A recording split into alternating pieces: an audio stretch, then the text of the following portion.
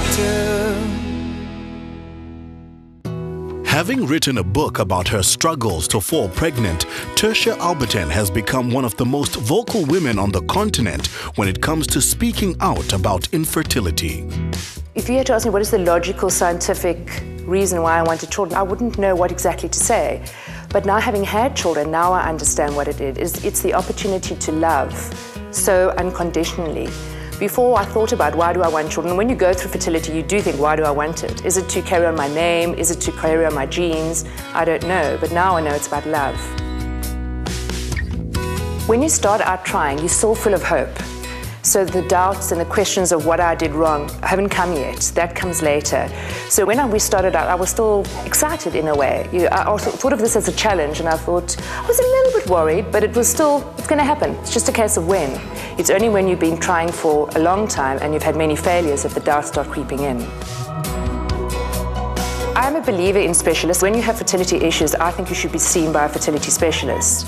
And it also depends on your age. If you're younger than 35, you can take a year before you go and see a specialist. If you're older than 35, you need to go and see a specialist within 6 months of trying. There's a procedure that they go through, a process.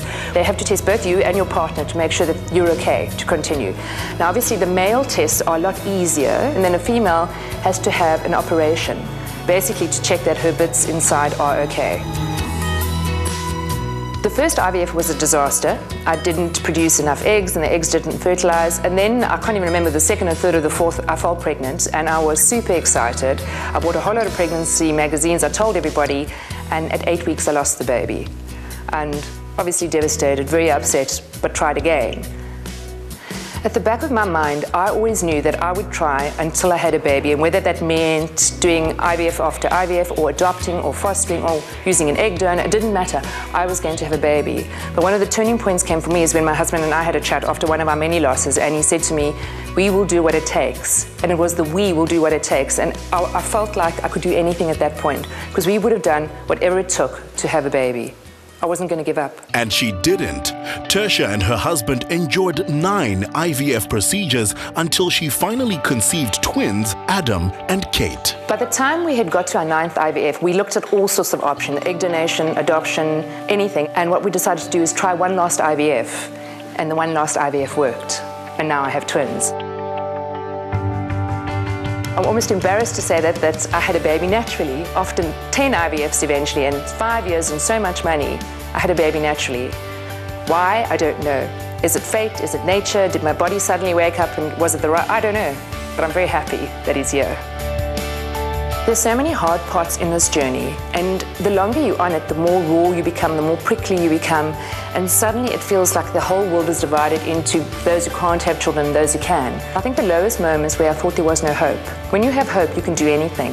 When you think there's no hope, it's very hard to pick yourself up and try again and again.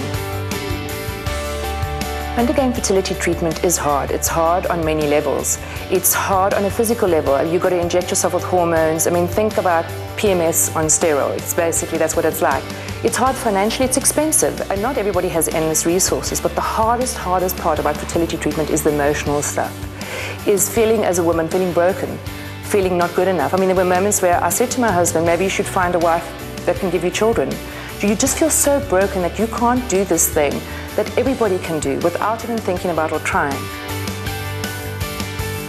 Advice to people who are going through this.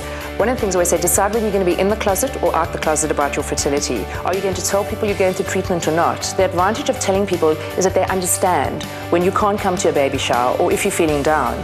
My choice was to tell people, to get support from my friends and family. I know that's not everybody's choice. The other piece of advice is say, decide between you and your husband, this is important, where is the end of the road for you?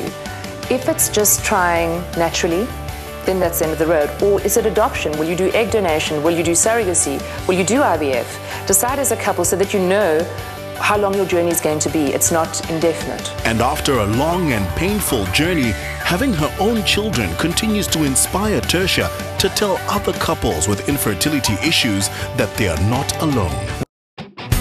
Hello, doctor.